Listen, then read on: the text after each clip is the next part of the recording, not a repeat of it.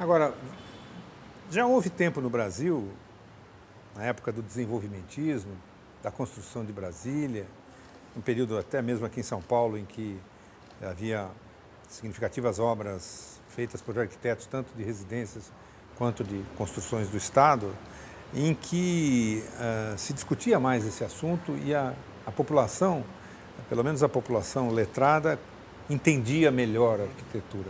A impressão que dá hoje é que ela passa diante de exemplos significativos do trabalho dos arquitetos e não identifica isso. Como é que é possível reverter isso? É interessante essa questão, porque a gente poderia abordar de diferentes formas. Uma pergunta que a gente sempre faz, como arquitetos e arquitetos que também têm uma atuação no mundo acadêmico, como professores, é onde está a arquitetura no mundo contemporâneo. Quando você, por exemplo, pega um carro, sai de uma cidade como São Paulo, vai até Campinas, por exemplo, e passa pela periferia da cidade, a pergunta é, aonde estão todos os alunos de arquitetura, todas as escolas de arquitetura, toda a história da arquitetura, nesse cenário urbano, nessa apropriação do território de uma forma absolutamente desprovida de qualquer intenção? Porque essa era uma definição interessante que o Lúcio Costa colocava. A arquitetura é a construção com intenção, ou seja, e talvez o Artigas, quando falava de desígnio ou desejo, arquitetura que tem um projeto que vai além pura e simplesmente do projeto da construção, de uma ideia. Maneira de construir. Tem uma ideia por trás. Sim.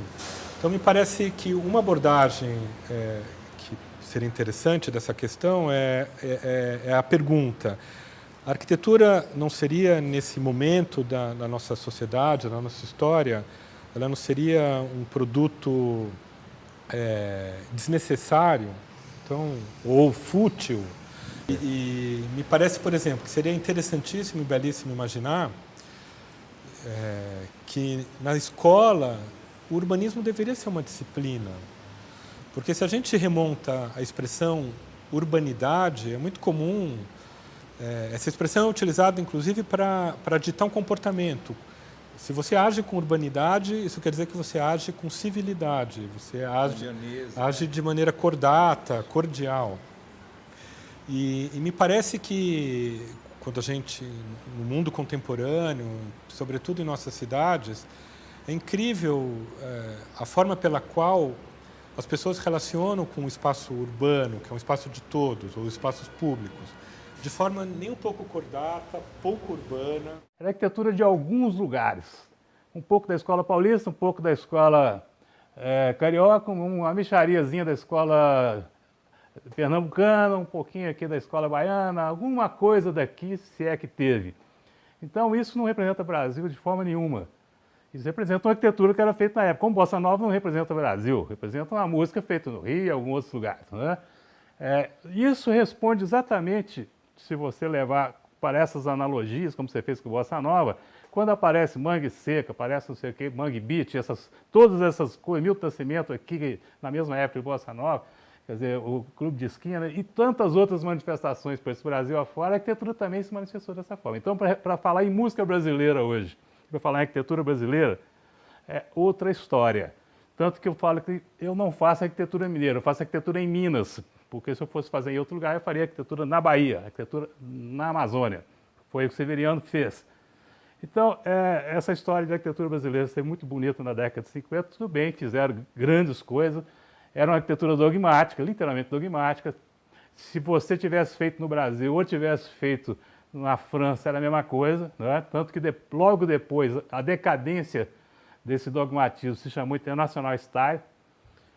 Hoje existe uma espécie de tentativa de resgate desses que eu chamo de neo-neomoderno, que é uma sequência de planos sucessivos com alguma figuração semelhante ao modernismo, mas foi uma arquitetura que foi, no meu ponto de vista, imposta em algumas situações ainda em áreas abertas. Uma arquitetura que não serviria dentro dos seus conceitos dogmáticos para enfrentar essas questões desses grandes centros e desses grandes complexos urbanos. A primeira coisa e fundamental é nós recuperarmos o conceito de qualidade. Qualidade é um negócio muito sério. Uma dona de casa que vai comprar couve no mercado, ela primeiro vê se a couve é de boa qualidade, depois ela vai discutir o preço. O governo brasileiro, que dá o exemplo à sociedade de uma maneira geral, quando ele vai comprar um projeto de arquitetura, ele primeiro quer saber se o projeto é baratinho, para depois, então, comprá-lo ou não. Ele simplesmente ignora o aspecto qualidade, o aspecto qualitativo. E isto, numa sociedade democrática, se reflete na sociedade como um todo. Então, o nosso governo, num país democrático, a influência do governo é relativa. É verdade. Mas, por outro lado, a influência cultural do governo é permanente, qualquer que seja o sistema político existente. Olha, eu acho que não foi só a arquitetura que perdeu essa relevância. Tenho a impressão que várias áreas perderam um pouco esse destaque, mas, de certa forma, também a arquitetura era elitizada. A gente tinha uma elite muito educada e que promovia a arquitetura, e isso, de certa forma, a arquitetura foi se expandindo. Assim, hoje nós temos um número muito maior de escolas, temos muito mais arquitetos, então eu acho que tem, em quantidade, uma atuação, a arquitetura tem uma atuação maior, né? Então, acho que tem esse lado a se ponderar. Tem alguma coisa boa também aconteceu, a arquitetura está sendo mais aplicada. Agora, de fato, há uma desvalorização, né, da arquitetura e do arquiteto, como eu acho que há também uma desvalorização do professor e do ensino, uma outra área que eu também conheço um pouco. Deve acontecer isso talvez com o cinema, talvez com a música, talvez, né? Então, acho que há essa desvalorização da arquitetura. Como reverter isso é tentar novamente, além de atacar o problema das quantidades, que é um problema moderno, vamos dizer assim, isso é para o ensino, é para tudo, né? Também recuperar o valor do trabalho do arquiteto, desde o projeto, da remuneração do projeto, até o reconhecimento da cidade e do edifício. Vamos dizer, uma simbiose junto com as outras áreas da cultura, da expressão da cultura do cidadão, que foi o cinema, que foi a música, etc., etc., né? Todo foi levado a um momento histórico muito importante. Mas eu não quero dizer que a arquitetura daquela época permeava todos os ambientes de uma sociedade. Ela não permeava, não. Nós nunca tivemos no nosso país, infelizmente, a possibilidade do cidadão, nas suas várias escalas, entenderem o que é o processo da execução ou do desenho da arquitetura. Agora, o que eu tenho que levantar e dizer com toda certeza é que naqueles momentos, dos anos 50 até a época do concurso de Brasília, a execução de Brasília, algum tempo posterior à execução dessa cidade, nós tivemos grandes profissionais. Profissionais que talvez tivessem... sabe, você tem uma ideologia, você sabe que aquilo é importante para a sociedade. Então, em obras públicas, principalmente, nós temos grandes referências na arquitetura, não brasileira, mas digo referências mundiais. Então, o Brasil, nesse determinado momento, desde a época, quando foi projetada a Pampulha pelo Oscar Niemeyer, ela foi levada ao mundo. E o engraçado é que ela foi levada ao mundo não pelos brasileiros, pelas pessoas de fora que chegaram no Brasil e viram a qualidade daquele trabalho. Eu acho que naquele período havia uma necessidade de se construir uma nova imagem do Brasil. Eu acho que o Brasil, eu não sei se a gente até pode associar o início da arquitetura moderna do Brasil, foi o período do Estado Novo, quer dizer, nós tínhamos pessoas tentando construir uma cara nova para o país. E essa atitude é uma atitude explicitada. Temos que construir o modernismo no país. E isso foi um grande esforço nacional, eu acho que uma atitude nacional na direção de produzir uma arquitetura que fosse além das fronteiras brasileiras, que tocasse o coração da intelectualidade no mundo inteiro. E ela cumpriu esse objetivo. Posteriormente, como o país não tem nós temos um país de memória curta, essa questão foi deixada em segundo plano. E, naturalmente, a arquitetura produzida no Brasil é uma arquitetura muito mais imobiliária, muito mais de VGV, de objetivos imediatistas, do que uma arquitetura que constrói o espírito de uma nação.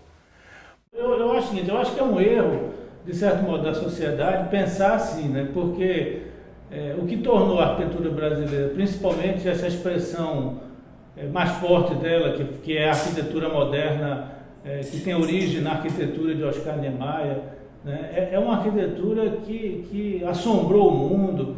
Ela teve assim ela conseguiu obter uma síntese de tal nível de qualidade que desequilibrou até a percepção dos próprios europeus, o primeiro mundo, que no caso fazia essa primeira avaliação. Eu acho que a crítica que se faz, e consequentemente o desprestígio do arquiteto no Brasil, talvez venha por uma crítica ideológica de que esse arquiteto, no caso eu estou me referindo ao modelo Niemeyer, era talvez assim, muito preocupado com a forma e não com as questões práticas da arquitetura, o que não é bem verdade, mas talvez a comunicação foi feita, valorizou isso, né? Que a arquitetura era muito bonita, extasiante, mas não correspondia à função. Eu mesmo já vi várias pessoas, assim, cliente potencial de arquiteto, dizerem isso.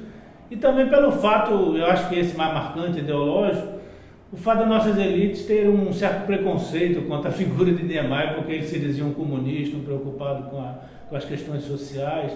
E isso eu acho que é mero preconceito e não procede, porque é um arquiteto que tem uma preocupação humanística muito grande, de fato, mas deixou para a gente, né, os brasileiros e toda a cultura humana, uma obra fantástica, uma obra de ponta, uma obra referencial.